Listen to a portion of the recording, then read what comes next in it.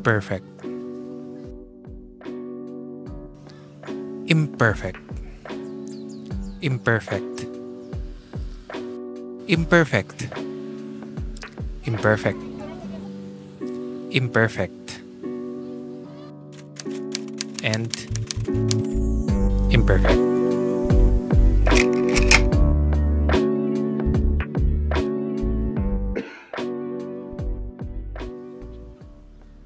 What's up guys, Von Campos here. Welcome back or welcome to my channel. Here I post fitness-related content and welcome sa The Vessel series.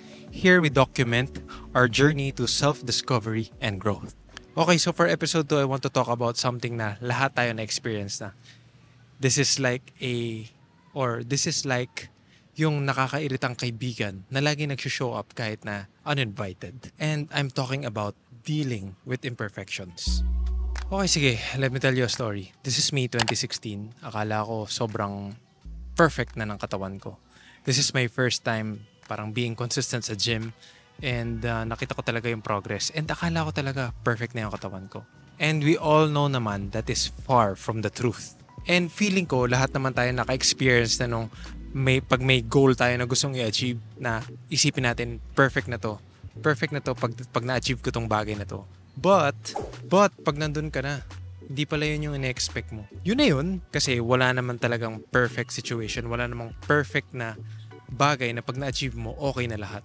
But, let me tell you something guys, yung mga imperfections na yan, yung mga nangyayari na akala natin perfect na, sobrang necessary siya para sa pag-develop ng perseverance natin and ng resiliency.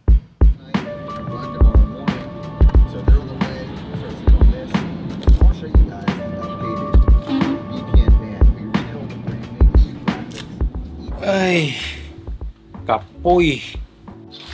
So, tapos na yung ating day job.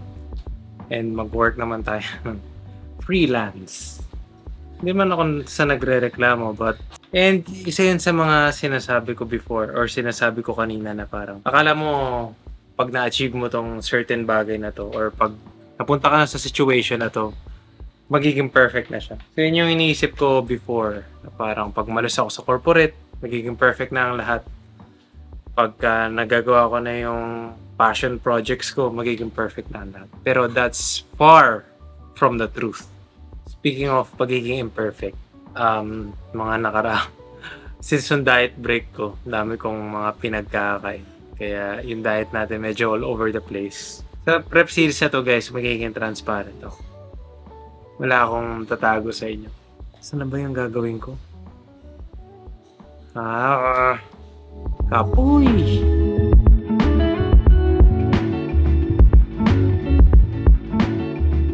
Alright guys, so nandito tayo ngayon sa gym. Medyo pagod na today but kailangan natin i-push. Well actually, deload naman talaga dapat this week. Pero sabi ko magti 3 days state muna ako tapos siguro i-off ko na the rest of the week.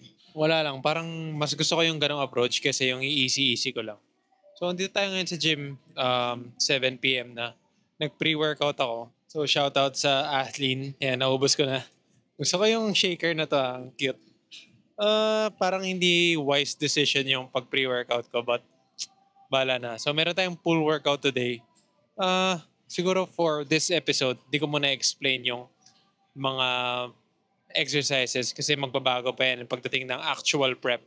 So, 1 week left na lang before starting with the prep, guys. So exciting times. Living for weekends, wishing I could take a break from this world. Running on a hamster wheel, but searching for something I can't feel. I just wanna be a lost girl and fly. Take a breath, feel my wings spread.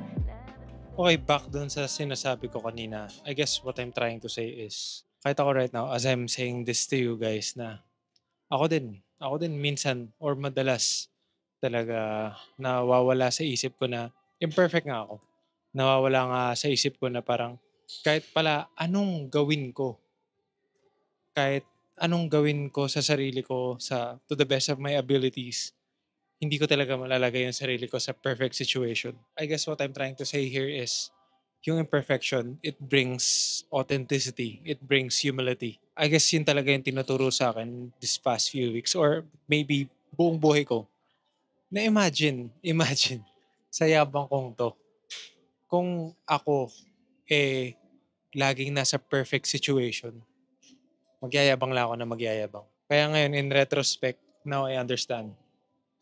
I understand ba't ako hinahumble. Ba't ako hinahumble ng Diyos. Kaya siguro ang key dito is kailangan natin i-remind yung sarili natin.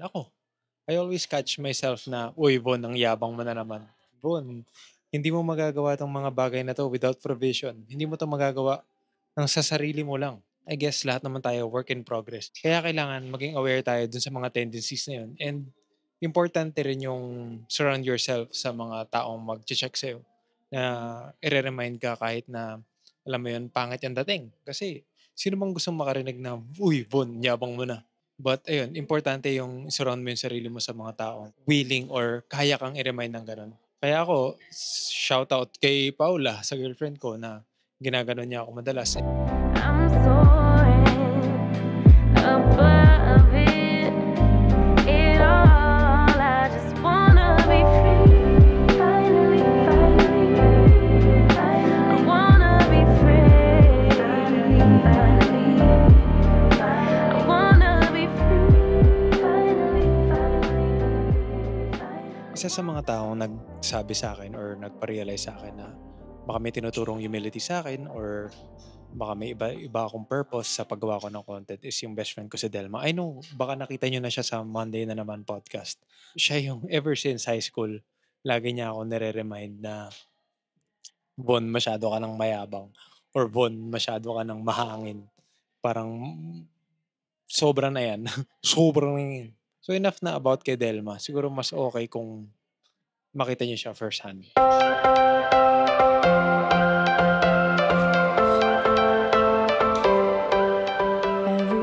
Hello, welcome to the vlog. Ay, naka-record na nga. Welcome to the vlog. Paano yung intro mo? Hello guys, what's up on campus here? Taas na taas. Lives outside of status quo. Madam. Hi. Ang haba na itong video ko, lahat high. Bye lang. Bye. Ang haba na ng video ko, lahat high. Kanina pa naka-roll yan? Maybe you and I should start living now. With the whole world at our feet. We could stay or we could leave. Welcome on board. Pleasure to have you on board. My name is Denise May. I'll be your servant for today. Pwede Okay, feeling ko medyo ironic na may sasabihin si Delma na something profound pero may alak na involved. But ganito kasi yan. Feeling ko kasi ito na yung last time na makakalabas pa ako before prep. Na makakainom pa ako before prep. And may big step kasi si Delma sa life niya. So feeling ko matagal kami hindi magkikita. Kaya parang we made the most out of this trip na. Like nasabi ko nga kanina, wala ka naman backstory. Paano mo sabi mo kanina? I-share mo sa kanila yung nasabi mo kanina. ang nasabi ko kanina is kasi ina-assume natin na parang itong mga bagay na to is tinuturo. And sometimes there is beauty in imperfection na sinusurrender mo na lahat. Na parang, I don't know kung makaka-relate man kung sino man makatanggap nitong message na to, but ako kasi, I've realized in the past weeks or months na parang in surrendering there is strength. In saying na I can't do this may On my own, yeah. Okay, at this point, medyo marami na kaming heart-to-heart na sinabi na medyo personal na and I guess di nyo na kailangan makita and ayoko na rin ikwento kasi alam mo yun, baka malungkot lang din ako lalo. But and ang purpose lang naman ng video na to is malaman ko talaga and ma-document ko yung paano ginagawa ni Delma yung kanyang pag-surrender. Kasi alam mo yan, sabi ko nga sa kanya, but hindi ko na sinama sa video na to, na isa siya sa mga tinitignan ko pagdating sa pagkuha ng strength in surrendering. And I believe naman na there is strength in surrendering and I think mas advanced na siya sa ways na yun. Kaya gusto kong matutunan yun, gusto kong i-document para every time na I feel like kailangan ko mag-surrender, meron akong clip na babalikan. I would say it's a long process. Hindi talaga siya madali. Maraming tears, maraming pep talk involved na kaya mo to. Andyan si Lord for you. Surrendering is not easy. It's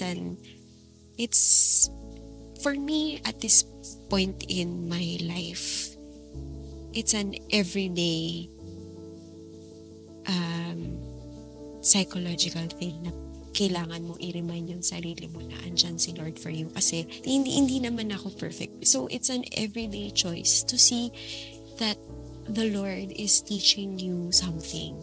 Diba? Na it's accepting that it's part of His process of pruning you to becoming a better person, for you to bear beautiful fruits in the future. Okay, siguro to summarize na I have realized in the past months na there is strength in surrendering. There is confidence in asking for help. There is confidence in realizing or accepting that we are imperfect. And alam mo yun, bilang isang fitness person na sobrang fitness heavy ng lifestyle, napaka self-centered kasi talaga ng ways natin. Na kailangan lahat ng bagay kailangan natin kontrolin. Kailangan natin, alam mo yun, may say tayo sa lahat ng bagay. Kailangan natin kontrolin. Ganyan, pag di natin makontrol, mapafrustrate tayo. And na-adapt ko yun. And na-apply ko siya sa mga maling bagay. Ito na lang, nandun si Delma na niremind niya ako na there is power sa pag-give in. Na hindi siya totally sign of weakness. And I think nasabi ko naman to kay Delma, but ulitin ko na lang na thank you na naging vessel siya sa akin. And through her, nagiging vessel din ako sa iba. I'm trying pala maging vessel din sa iba through my content. Kaya yun, Delma, salamat. And wish you all the best.